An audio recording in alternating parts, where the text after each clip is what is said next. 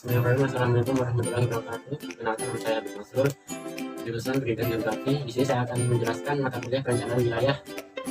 Materi yang akan saya sampaikan yaitu tentang pembangunan wilayah. Jadi materi kali ini pembangunan wilayah ini adalah merupakan suatu implementasi setelah adanya perencanaan wilayah tersebut. Jadi menurut Terry George, pengolahan atau penanaman itu ada 4 tahap, yang dimana yaitu 1 tahap perencanaan atau planning, 2 tahap yaitu kedua tahap sasian, 3 pelaksanaan, 4 pengawasan. Nah, pada kesempatan kali ini saya akan menjelaskan tahap ketiga, yaitu pelaksanaan yang termaksud dari implementasi. Perencanaan, kemudian dilakukan pembangunan wilayah.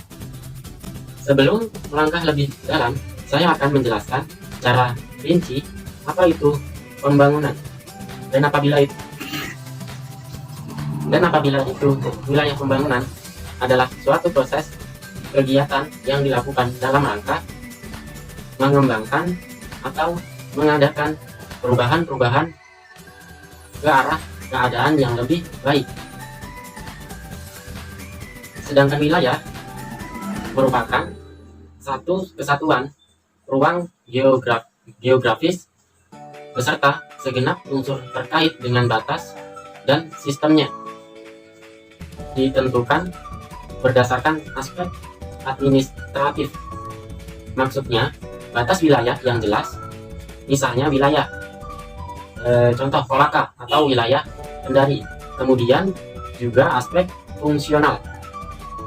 Maksudnya, suatu wilayah dilihat dari fungsi wilayah tersebut atau sektor apa yang berfungsi di wilayah tersebut. Misalnya, wilayah Kolaka Utara disebut sebagai wilayah pertanian karena di wilayahnya tersebut yang berpotensi itu pada pertaniannya. Jadi bisa dikatakan pembangunan wilayah adalah upaya manusia untuk membangun dan memanfaatkan lingkungan dalam usaha memenuhi kebutuhan hidup di masa sekarang tanpa mengurangi atau mengorbankan kebutuhan hidup generasi yang akan datang. Kemudian adapun tujuan dari dilakukannya pembangunan yaitu A. Peningkatan akses.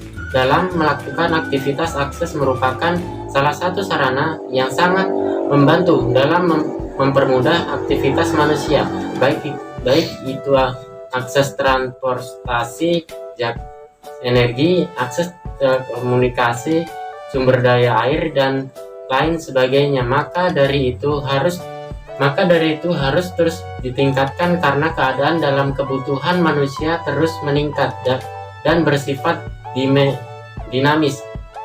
B. Peningkatan pendapatan. Sering bertambahnya zaman, kebutuhan manusia terus bertambah, maka harus terus dilakukan inovasi tentang bagaimana cara agar pendapatan terus meningkat, baik itu dengan memperhatikan struktur ekonomi dan memperbaiki sektor-sektor yang bisa berpotensi dalam meningkatkan pendapatan. C. Menekan kesenjangan.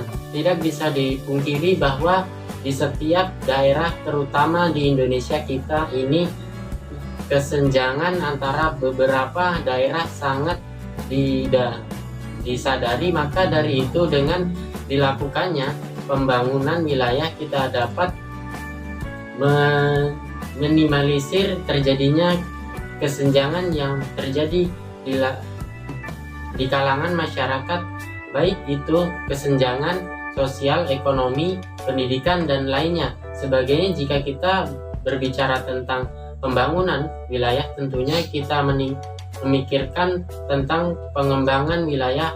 Hal ini merupakan hal yang berbeda. Pembangunan wilayah sendiri merupakan program yang menyuruh dalam terpadu untuk mengembangkan dan memperluas potensi wilayah yang didasarkan atas sumber daya yang ada dan kontribusi pada pembangunan suatu wilayah tertentu. Sedangkan pembangunan wilayah secara umum sering disebut dengan upaya pembangun atau membentuk suatu wilayah.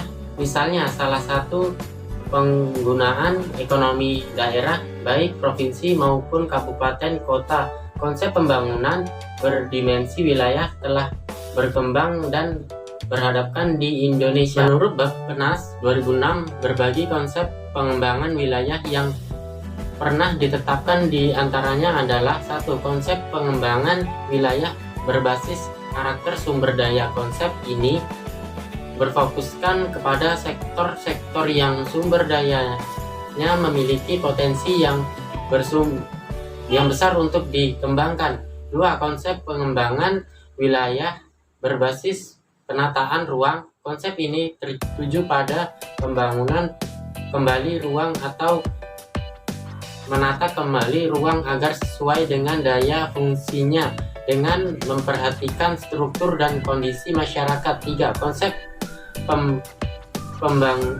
pengembangan wilayah terpadu. Konsep ini menjalankan kesejahteraan antara sektor untuk meningkatkan kesejahteraan masyarakat dan penanggungan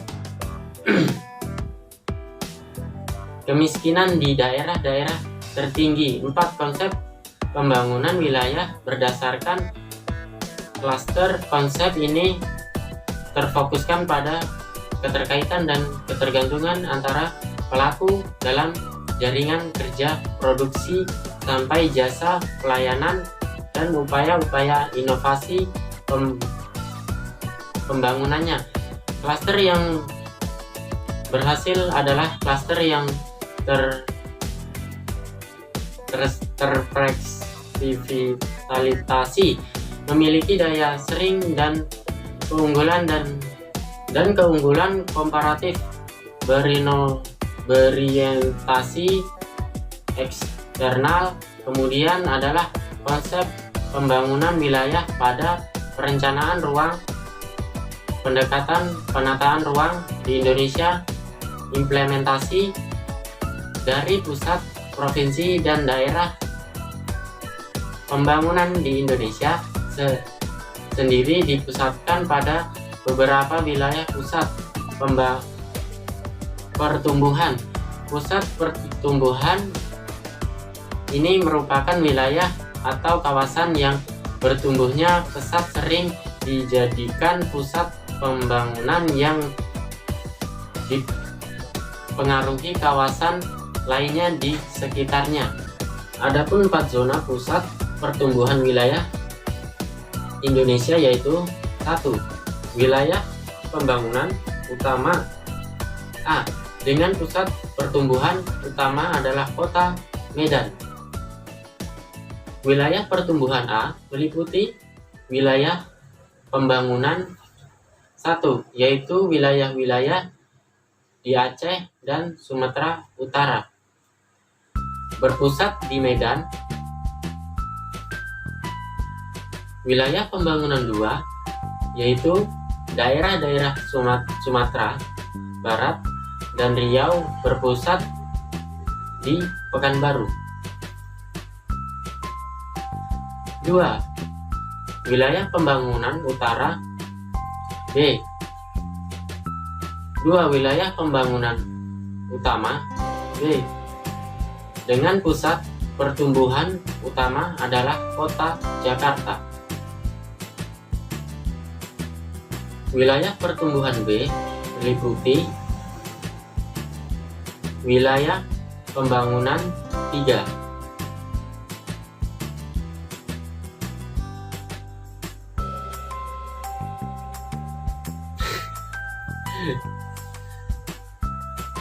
meliputi Jambi, Sumatera Selatan, Bengkulu, dan berpusat di Palembang.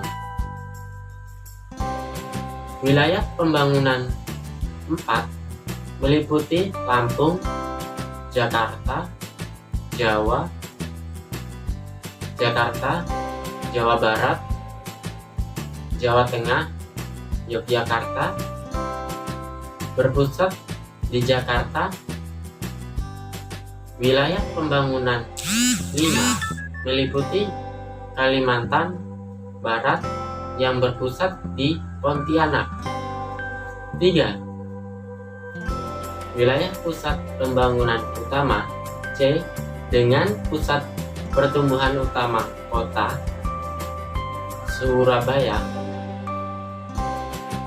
Wilayah pertumbuhan C meliputi wilayah pembangunan 6